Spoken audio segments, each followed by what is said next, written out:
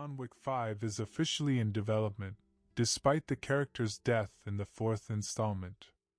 Hollywood never ceases to amaze, though the idea of seeing Keanu Reeves return as the Baba Yaga is, of course, tempting. That said, as early as this summer, we'll get to witness John Wick in all his glory once again, and in a brand new role. The second trailer for Ballerina has revealed more details about his appearance and his status as an anti-hero. Today, we'll break down everything happening with the franchise and whether Keanu has actually agreed to come back. Get comfortable, because, as always, it's going to be interesting. Let's start with John's nearest on-screen appearance. In the spin-off, Ana de Armas plays Eve, who, like Mr. Wick, is a renowned assassin seeking revenge for her father's murder. Since Ballerina takes place between the third and fourth films of the franchise, it opens the door for Keanu Reeves' return. The new trailer confirmed that it will showcase an entirely different side of the boogeyman. Early promotional material only hinted at his presence in Eve's life, with suggestions that he might serve as her mentor at some point. However, the second trailer set things straight. It turns out John was hired to track down the heroine, meaning he'll be presented in a completely new light. Eve is the central figure of her own film, so anyone who challenges her automatically becomes a villain. And if she becomes Wick's target, that positions him as a secondary antagonist. Subtitles by D. Matorzak. Turning John into a villain is a completely fresh element for the franchise. The first 4 films chronicled his vengeful missions. Audiences rooted for him no matter what happened or who he crossed paths with. We were always on his side. With Ballerina, that won't be the case, though it's unlikely they'll turn him into an outright jerk. Fans wouldn't forgive the creators for that, and it would make the 5th installment feel odd. So, they'll give us plenty of time to warm up to de Armas' heroine before she has to face off against Reeves. But as you might guess, it'll likely boil down to John understanding her thirst for revenge and, if not helping her, at least stepping aside. Meanwhile, for Ballerina, using John Wick and briefly casting him as a villain is a smart move to draw us into theaters. The previous films did a stellar job building the Baba Yaga's mystique, but none of them truly explored what it's like to be hunted by him. We've always seen things from John's perspective, but Ballerina seems set to flip that and bring something new to the table. By the way, the latest trailer opens with a tale about Kikimora. It's not hard to guess that this is Eve's nickname in the film, and it continues the franchise's tradition of giving its leads monikers rooted in Slavic mythology. From the first film, John was called the Boogeyman or Baba Yaga, names that struck fear into those who heard them. In Ballerina, Kikimora is described as a spirit that lurks in the shadows, later revealed to be someone who takes down bad guys. Eve has never been mentioned in the franchise before, but her nickname proves she's one of the most notorious and dangerous killers in this world.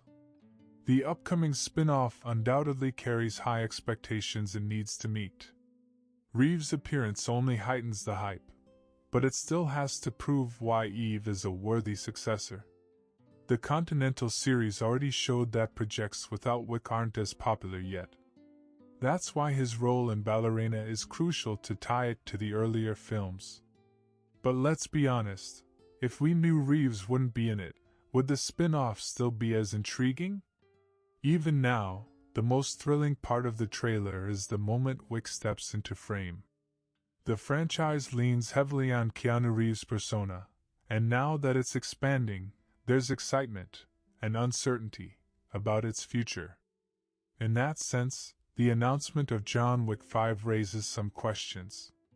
Not long ago, when asked about returning, Keanu said his character is dead and doubted he'd physically be able to come back for a 5th film. Ballerina takes place between the 3rd and 4th movies, so the timeline stays intact.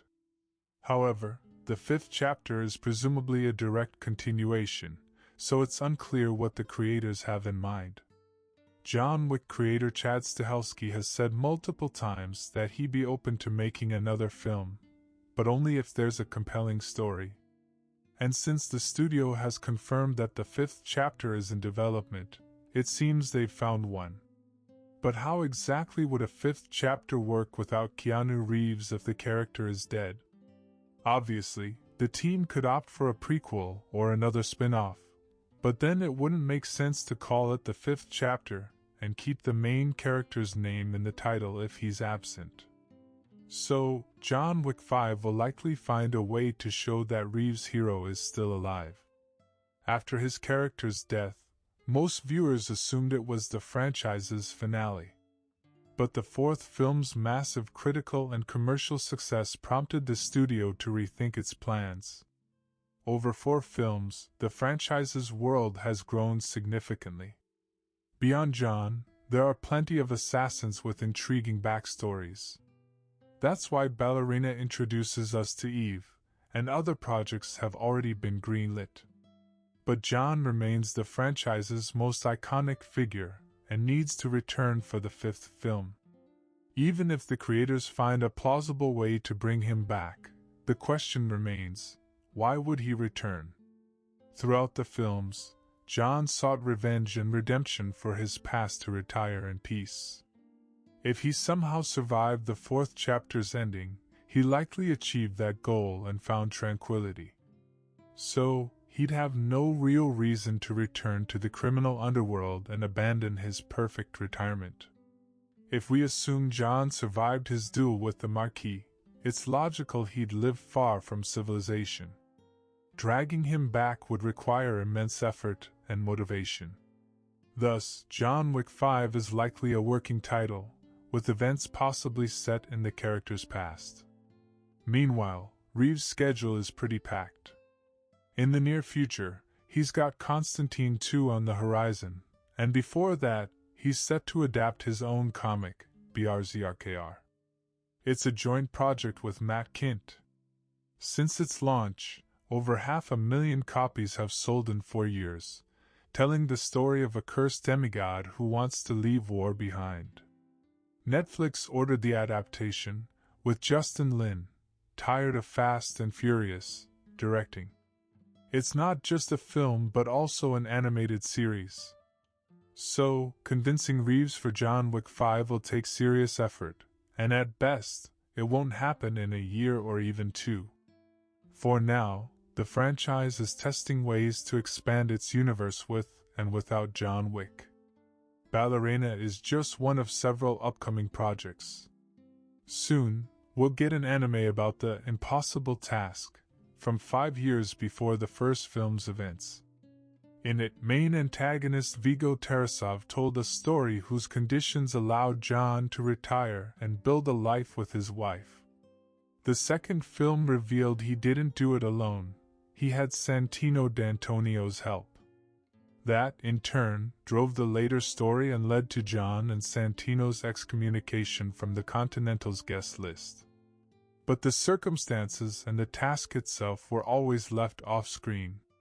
Thus, the upcoming anime is a prequel about John's final job before retirement. No premiere date has been set, but it's in active production.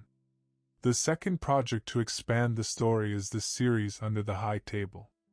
This spin-off kicks off right after the fourth chapter. It'll follow entirely new characters vying for power as the clan's rule falters post-John Wick. Chad Stahelski is prepping the pilot, but the series still lacks a filming start date, let alone a release timeline. It was initially slated for 2026, but that now seems optimistic.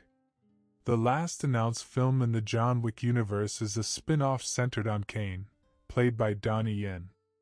It's been in development for years but still lacks a director, though filming was originally set to begin this year.